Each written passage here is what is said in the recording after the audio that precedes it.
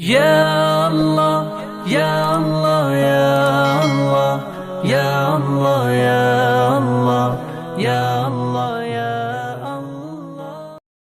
ونتوكل عليه ونعوذ بالله من شرور أنفسنا ومن سيئات أعمالنا من يهده الله فلا مضل له ومن يضلله فلا هادي له ونشهد أن لا إله إلا الله وحده لا شريك له ونشهد أن سيدنا ومولانا محمدًا عبده ورسوله أما بعد فأعوذ بالله من الشيطان الرجيم بسم الله الرحمن الرحيم سبحان الذي أسرى بعبده ليلا آمنت بالله صدق الله مولانا العظيم وبلغنا رسوله النبي الكريم الأمين قال الله تبارك وتعالى في شان حبيبه مخبرا وآمرا إن الله وملائكته يصلون على النبي يا أيها الذين آمنوا صلوا عليه وسلموا تسليما الصلاة والسلام عليك يا سيدي يا رسول الله الصلاة والسلام عليك يا سيدي يا حبيب الله الصلاة والسلام عليك يا سيدي يا خاتم النبيين وعلى آلك وأصحابك يا رحمة للعالمين. حمد و ثنا کے بعد واجب الاحترام سامعین کرام، حاضرین و ناظرین، گزشتہ جمعۃ المبارک کے اندر اسی آیت کو بطور عنوان تلاوت کرنے کا شرف حاصل ہوا تھا. اس کا لفظی ترجمہ اور احادیث مبارکہ کی روشنی میں اللہ کے محبوب علیہ الصلاۃ والسلام کے عظیم الشان معجزہ معراج شریف کا ذکر آپ حضرات نے سماعت کیا تھا. آج کے جمعۃ المبارک کا یہ مختصر خطبہ اللہ کے محبوب علیہ الصلاۃ والسلام کی بارگاہ میں نذرانے کے طور پر اسی معجزے پر قرآن و حدیث کی روشنی میں چند باتیں خطبہ کا حصہ ہیں. اللہ کریم ہمیں قرآن و حدیث سن کر عمل کی توفیق عطا فرمائے. آیت کے اس حصے کا ترجمہ آپ نے سماعت کیا تھا. اللہ کریم فرماتا ہے سبحان الذی اسری بعبدہ لیلا، پاک ہے وہ ذات جس نے معراج کرایا اپنے بندہ خاص کو. آیت کے اندر بے شمار نکات ہیں. اللہ کے محبوب علیہ الصلاۃ والسلام کی اس معراج شریف کے پورے سفر کے اندر بے شمار حکمتیں، بے شمار نکتے ہیں. چند باتیں آج کے جمعۃ المبارک کے خطبے کا حصہ ہیں. اللہ کے محبوب علیہ الصلاۃ والسلام حضرت جبرائیل علیہ السلام نے جب آپ کو بیدار فرمایا اور براق کی صورت میں سواری پیش فرمائی، اور روایات کے اندر آتا ہے 70,000 ملائکہ کا جلوس بھی ہمراہ تھا. گویا کہ سواری بھی تھی، انوکھا اور نرالا دولہا بھی تھا، اور اس دولہا کے ساتھ ملائکہ باراتی موجود تھے۔ حضرت جبرائیل علیہ السلام نے آپ کا سینہ مبارک چاک فرمایا، دل کو نکالا، دل کو چیرا اور نور و حکمت سے بھرا، پھر براق سواری پیش کی۔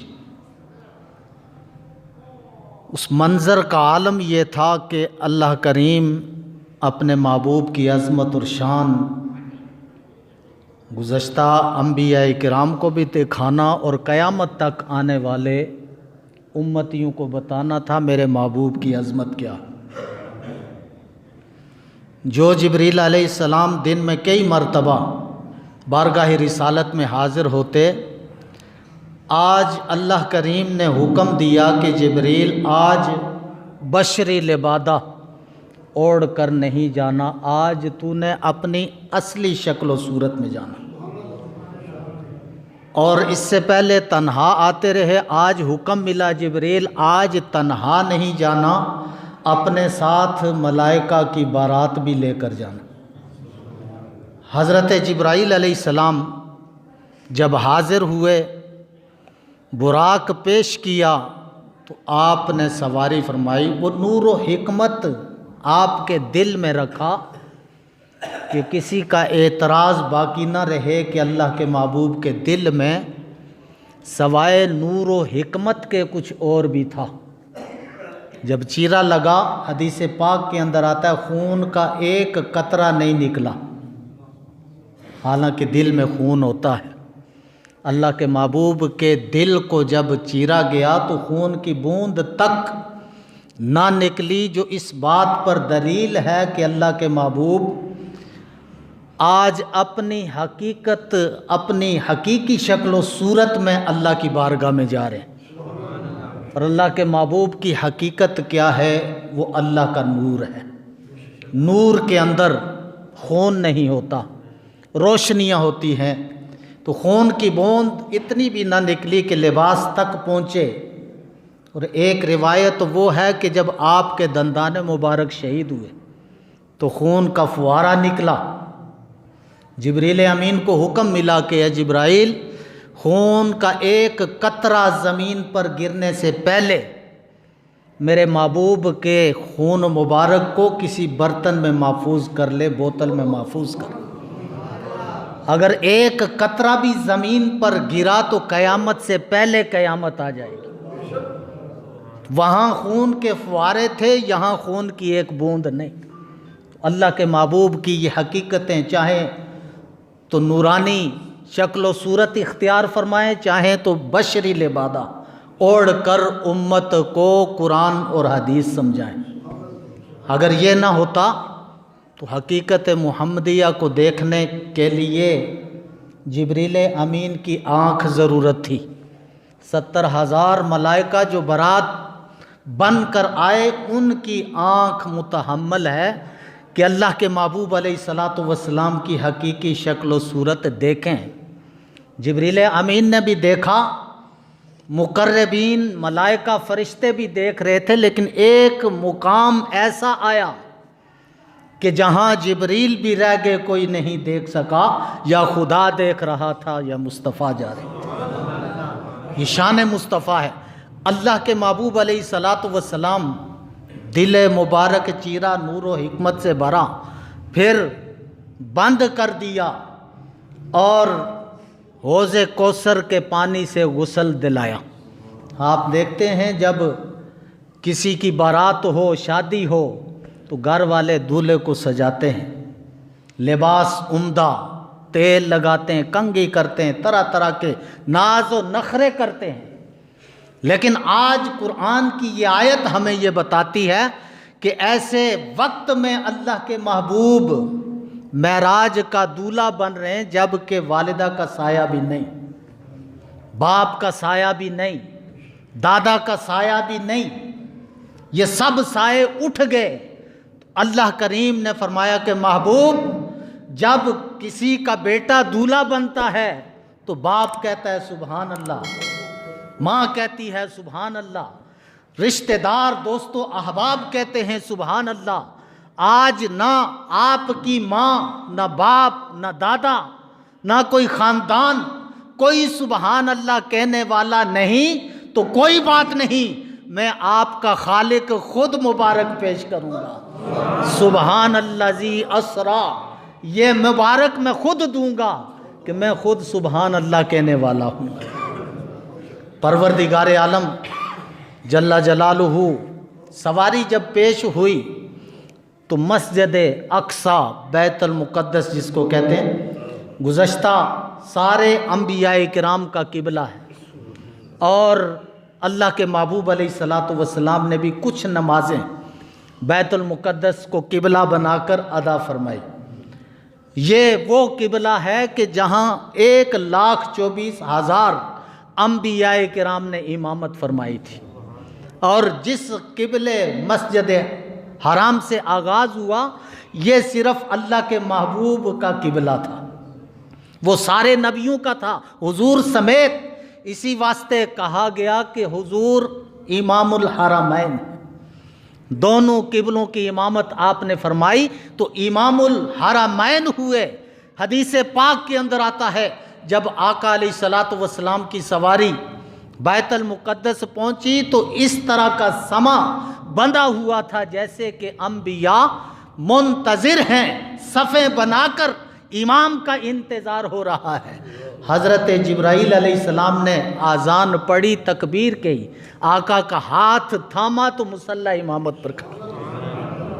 پروردگار عالم آج ان سلاطین جو اپنے زمانے میں امامت کر کے آئے، ان اماموں کو یہ بتایا جا رہا ہے آج امام الانبیاء آ گئے، تم سب امام تھے، آج تم میں سے کوئی امام نہیں بنے گا، امام میرے محبوب بنیں گے۔ آج تم نے اقتدا کر کے یہ ثابت کرنا کہ اللہ کے محبوب کی عظمت و شان بہت بلند ہے۔ نماز ادا ہوئی، نماز کے بعد حدیث پاک کے اندر آتا ہے مفہوم یہ، ہر پیغمبر، ہر رسول، ہر نبی نے خطبہ ارشاد فرمایا، اور خطبہ کیا تھا؟ اللہ کی حمد و ثنا تھی اور اللہ کے محبوب کی تعریف تھی، یہ خطبہ تھا۔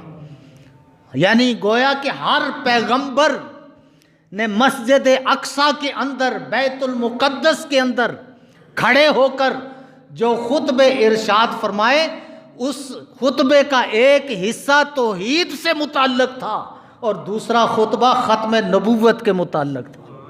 وہ انبیاء بتا رہے تھے کہ یہ ختم الانبیاء آگے، اب ان کے بعد کوئی نبی نہیں آئے گا، اور ہر نبی یہ تعریف کر رہا تھا کہ ہمارے اولاد میں سے ہیں لیکن حقیقت میں ہمارے اماموں میں سے ہیں۔